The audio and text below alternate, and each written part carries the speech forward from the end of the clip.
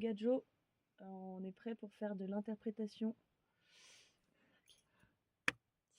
Bonjour et bienvenue pour ce nouveau podcast. Alors aujourd'hui, on se retrouve avec Marie pour parler un petit peu de son parcours à elle et qui l'a emmenée vers la psychosociale et environnementale.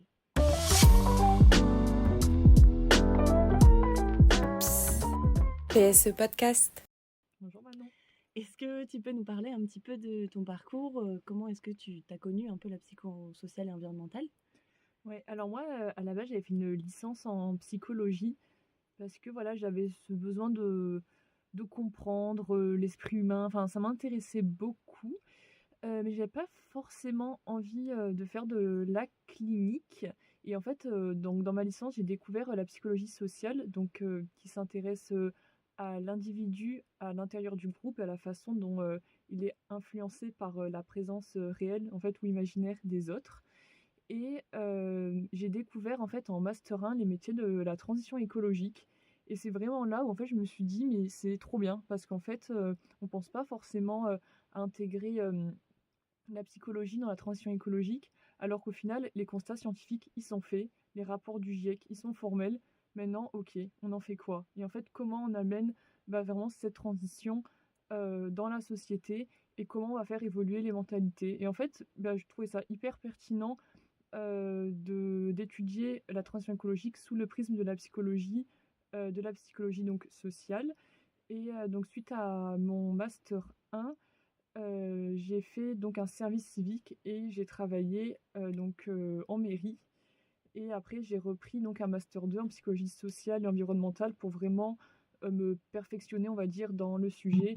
Et après, pourquoi pas évoluer dans la fonction publique avec, faut le dire, en France, avoir un bac+5, c'est quand même, on va le dire, ça ouvre plus de portes pour les concours, pour évoluer professionnellement, avoir plus de responsabilités, etc. Ok, donc du coup, si je comprends bien, t'as pu donc faire un premier pas dans le métier et dans la profession, et ensuite t'es revenu aux études, c'est ça? Ouais, c'est ça. Donc j'avais réalisé un service civique. Justement, ils cherchaient en fait dans le cadre d'un atlas de la biodiversité communale, quelqu'un pour, on va dire, s'occuper vraiment de l'atlas. Donc je sais pas si ça vous parle, mais en gros, c'est, la ville qui va, organiser, heu, on va dire des expositions, des séries d'événements, tout sur, la biodiversité qu'il y a en ville. Donc en fait, il y a des experts, donc par exemple des naturalistes, donc ça peut être des bureaux d'études qui viennent, la LPO, le Conservatoire des espaces naturels, ou des bureaux d'études très spécialisés qui viennent pour faire des inventaires en fait de biodiversité. Ensuite, ils font tout un rapport donc sur ce qu'ils ont trouvé, sur les enjeux de conservation, sur les lieux, et ensuite on fait des actions pour sensibiliser dans le cadre de l'Atlas de la biodiversité. En fait, c'est un peu de la com, euh, même si bon, c'est toujours intéressant de savoir ce qu'il y a pour des enjeux de conservation et pour ce travail d'archives. Mais après, l'idée, voilà, c'est de sensibiliser.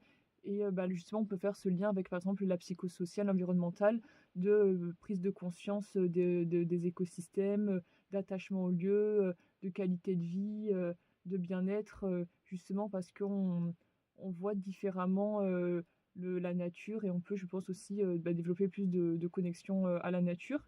Donc voilà, à la base, j'étais en service civique et ensuite, j'ai été embauchée donc à la fin du service civique comme chargée de mission sur l'énergie, la biodiversité et le développement durable. Et donc voilà, et après, par des changements de vie perso, déménagement, etc., j'ai souhaité donc reprendre par ce CM2.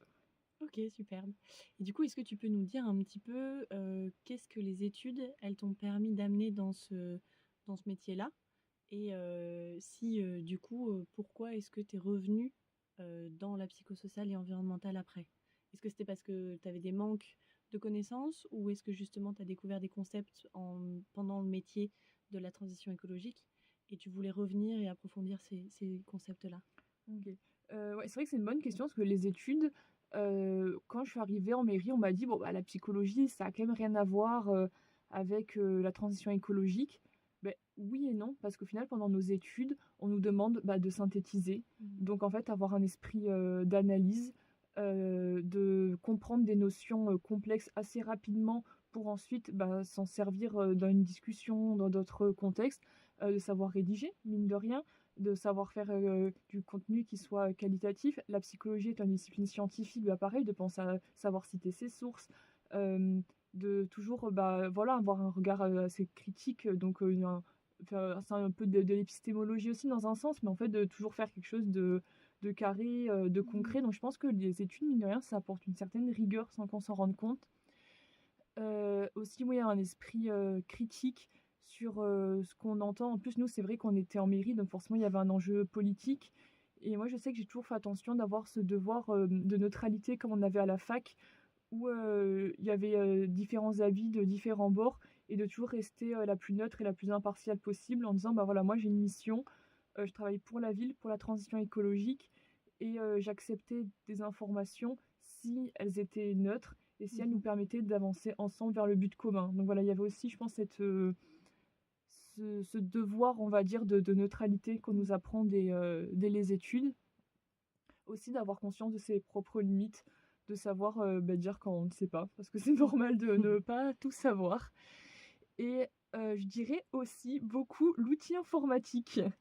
Parce que c'est vrai que, bah, nous à la fac, ça nous paraissait, totalement évident, de faire, bah, voilà, de belles présentations, des PowerPoint, des Canva, de manier facilement, l'outil informatique.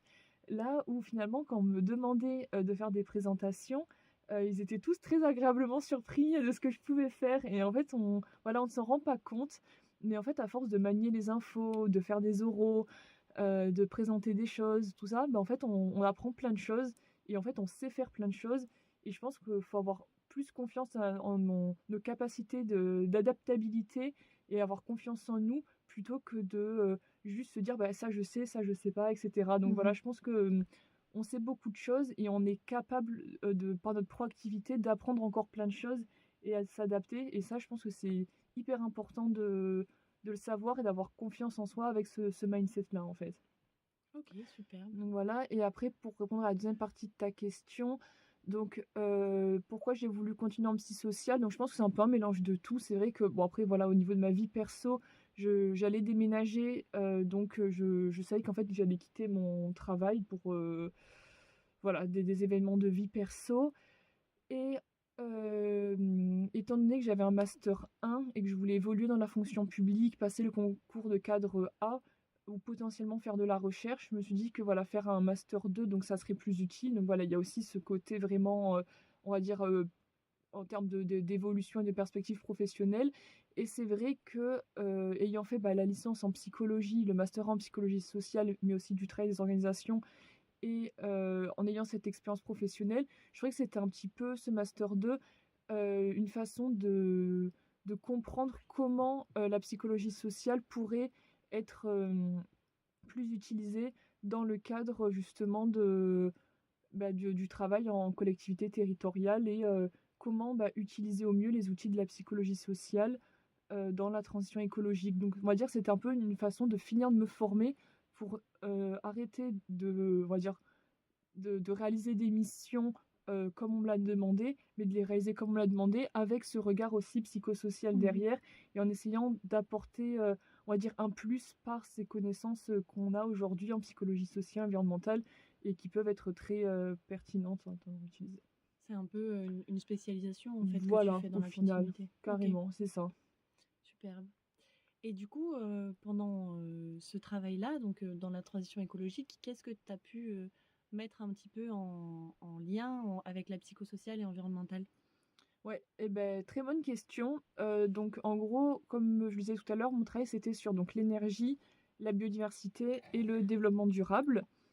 Par exemple, au niveau de l'énergie, on était donc, sur le passage au LED et justement, il y a eu toute, une démarche,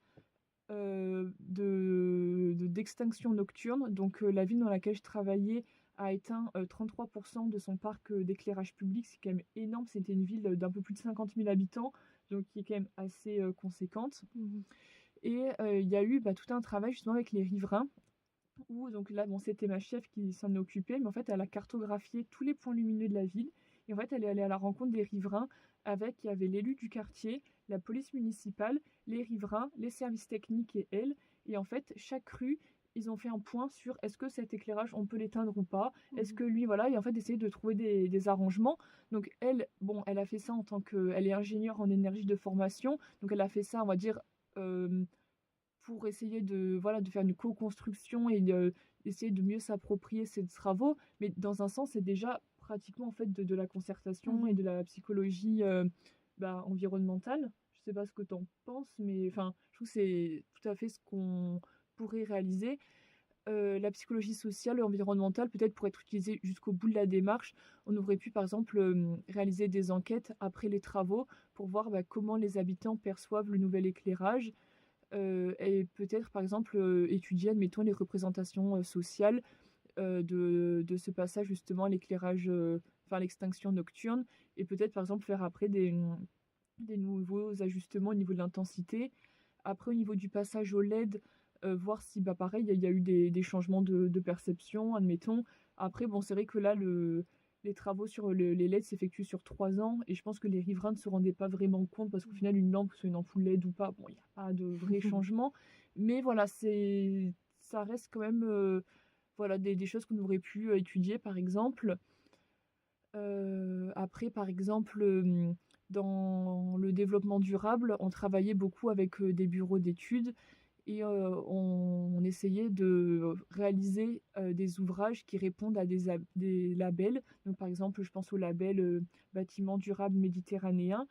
Et là, on allait donc, par exemple, faire un cahier des charges avec, bah, voilà, il faut qu'il y ait un éclairage de telle façon, il y a de l'ensoleillement. Enfin, il y avait vraiment toute une charte très, très, précise avec, de l'inaccessibilité, la nature, et cetera. Mais là, on pourrait, par exemple, se dire en psychologie sociale qu'on a amélioré la qualité de vie, et là, notamment, bah, la qualité de vie, environnementale. Mmh.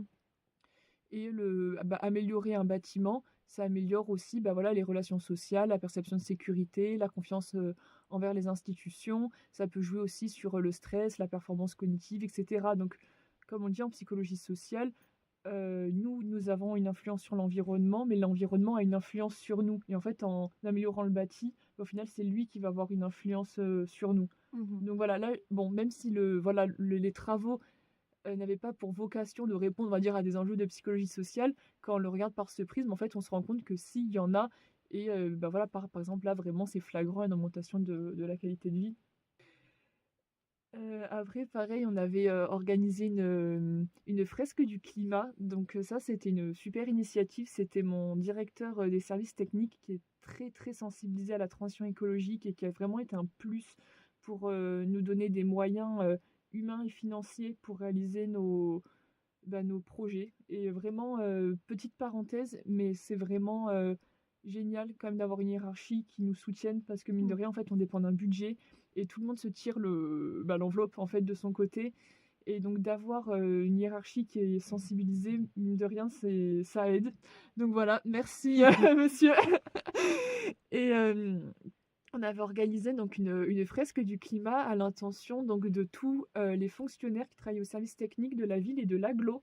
Donc ça pouvait être, des fonctionnaires, dans le technique. Donc il y avait la voirie, il y avait, par exemple, les dessinateurs, les projecteurs, il y avait la gestion du domaine public, il y avait, la gestion de l'eau, par exemple, des déchets. Donc voilà, c'était Mmh. quand même assez large.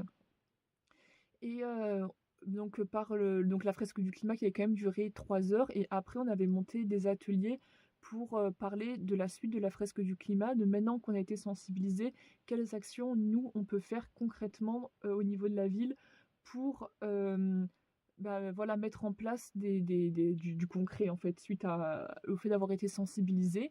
Donc, en termes de psychologie, sociale, on pourrait se dire que la fresque du climat, bah, modifie les représentations, cognitives, par exemple du climat. Ça peut créer un sentiment, bah, d'efficacité collective. Ça peut augmenter, bah, déjà la perception de la gravité, en fait, et des enjeux réels. En plus, fondé sur les rapports du GIEC, donc on reste dans quelque chose de très scientifique. Pour des gens qui travaillent dans le technique, Mmh. c'est très important de rester, en fait, dans ce qu'ils connaissent et dans on a communiqué avec leur langage au final. D'accroître, bah, le sentiment de contrôle, et donc ce qui amène, aussi à on l'espère en tout cas, à des actions, pro-environnemental. Après, on aurait pu, utiliser des nudges, on l'a pas fait. Ma chef m'en avait parlé, mais on n'avait pas eu forcément l'occasion d'en mettre en place, mais on aurait pu. C'est quelque chose qu'on aurait pu faire. Et après, bah, on aurait pu, par exemple, utiliser la psychosociale et environnementale pour, admettons, réaliser des enquêtes, sur, par exemple, après la fresque auprès des agents et voir, bah, évaluer leur intention de passage à l'acte, par exemple. Mmh. Est-ce qu'ils ont, changé quelque chose dans leur quotidien? Est-ce qu'ils ont réinterrogé des pratiques? Est-ce qu'il y a des choses qu'ils ont comprises, qu'ils n'ont pas forcément comprises, mais ils n'ont pas forcément osé questionner pendant la fresque? Donc voilà, c'est aussi des choses qu'on aurait pu faire et maintenant, par exemple, avec ce master, je sais que si je devais, bah, refaire une fresque, j'aurais ce regard un peu plus psychosocial et j'irai un peu plus loin encore dans la fresque, justement en faisant par exemple ces questionnaires avec les outils de la psychosociale et bah, j'irai voilà, on va dire améliorer, on va dire encore le après de la fresque avec ces entretiens par exemple. Super. Donc là, un peu ce que tu nous dis, c'est vraiment que la psychosociale et environnementale, elle peut vraiment permettre dans un cadre, dans un métier, en tout cas tel que les métiers de la transition écologique, ça peut vraiment permettre d'approfondir tous les outils et les méthodes que eux ils utilisent déjà. Ou beh, carrément. Bah, oui, parce qu'en fait, il y a plein de choses qui sont faites et la psychologie sociale et environnementale, je trouve, peut, se s'adapter, on va dire enfin, on peut se servir de la psychologie sociale et environnementale dans pas mal de situations pour, justement, apporter un plus, en fait Ouais. et permettre aux gens d'aller plus loin dans, juste, la réalisation d'une action, mais dans son appropriation, dans le contrôle, dans les recensions cognitives, dans l'efficacité et cetera donc c'est enfin, pour moi, ouais, tout à fait. Ok, Mmh. superbe. Voilà et après bon, sans m'étaler plus que ça, mais voilà, pareil au niveau de la biodiversité, on avait, par exemple, réalisé des sorties naturalistes, organisé des stands, par exemple, à l'occasion de la fête de la science, de la fête de la nature.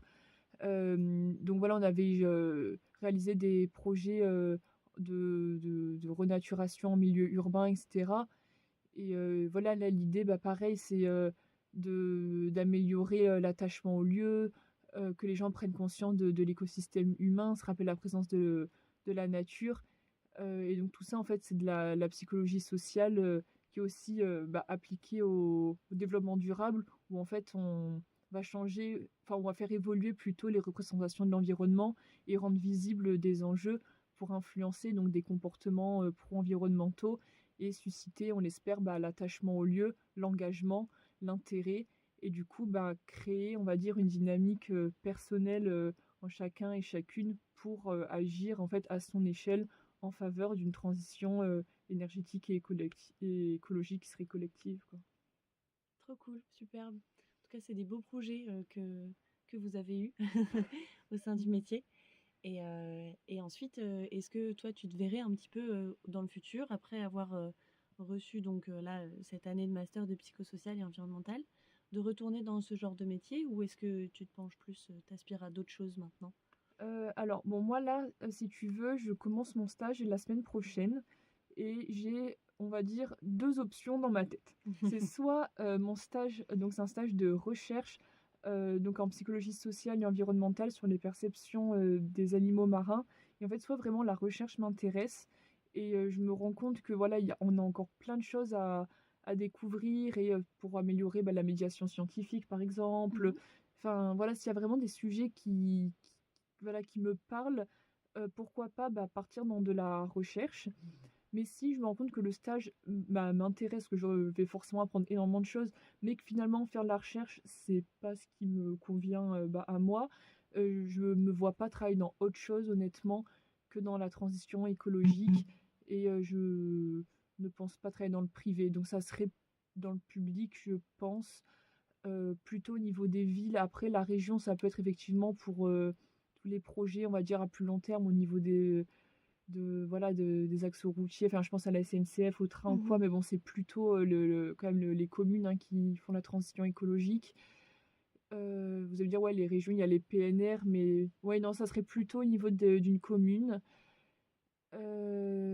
Voilà, donc après où, je ne sais pas forcément, mais en fait, tant qu'il y a de la psychologie sociale, qu'il y a du terrain, qu'on rencontre des gens et qu'on fait évoluer les mentalités avec ce côté quand même, scientifique, rigoureux, mais engagé et neutre à la fois, ce qui est assez contradictoire, mais pas tant que ça, parce qu'au final, quand on part d'un constat scientifique, je me cache en me disant que je suis neutre parce que je m'appuie sur un constat scientifique. Donc voilà, c'est un engagement, mais scientifique et fondé, on va dire. Et voilà, ouais, je me vois pas très dans autre chose, quoi. OK, superbe. Et ben, je crois qu'on a fait le tour, Ouais. de tout ça. Ouais, je sais pas si tu as d'autres questions, mais moi, en tout cas, je pense qu'on a fait le tour, ouais. Moi, je pense qu'on est pas mal. Bah, merci Manon pour cette Eh interview. ben, il y a pas de souci. Ben, en tout cas, voilà, l'important, c'est aussi de savoir, je dirais un peu pour le mot de la fin, que la psychosociale et environnementale, elle peut être utilisée dans pas mal de domaines et dans des domaines qui ont même pas conscience encore qu'on peut utiliser la psychosociale et Oui, environnementale. c'est vrai, Donc autant faire avancer aussi et faire évoluer les consciences là-dessus. Et carrément. c'est aussi le but de ce podcast. Mais Donc merci carrément, beaucoup. carrément. Et ça me fait juste penser, pour appuyer ce que tu viens de dire, j'avais été justement à une formation à Venelle dans le cadre du travail. Et justement, il y avait un intervenant qui venait de sciences humaines et sociales, peut-être plus de sociologie, mais Mhm. bon, c'était tout à fait en lien avec la psychosociale environnementale. Et les gens dans la salle, on était assez nombreux et plutôt du technique, ils avaient tous été vraiment agréablement surpris par sa présentation. Il avait dit, bah, je l'avais pas vu comme ça, mais maintenant qu'il le dit, mais en fait, il y a carrément un lien avec les sciences humaines et on peut vraiment faire quelque chose. Mhm. Et je me souviens, moi, d'avoir été agréablement surprise en me disant, bah, je trouve ça super cool qu'en fait, voilà, ça émerge petit à petit. Et c'est voilà, donc c'est totalement ce que tu dis. Et voilà, ça a besoin d'émerger parce que la transition, on n'en est plus à l'heure du diagnostic. Là, on est à l'heure de cette ingénierie psychosociale, quoi, qu'on va monter ensemble. Et de l'action. Et de l'action, totalement. Superbe. Eh ben, merci beaucoup Marie pour ton partage Merci d'expérience. Manon. Et voilà, n'hésitez pas à vous abonner, à nous suivre sur les plateformes si jamais cet épisode vous a plu. À Et à bientôt bientôt sur sur le le podcast podcast PSE. PSE.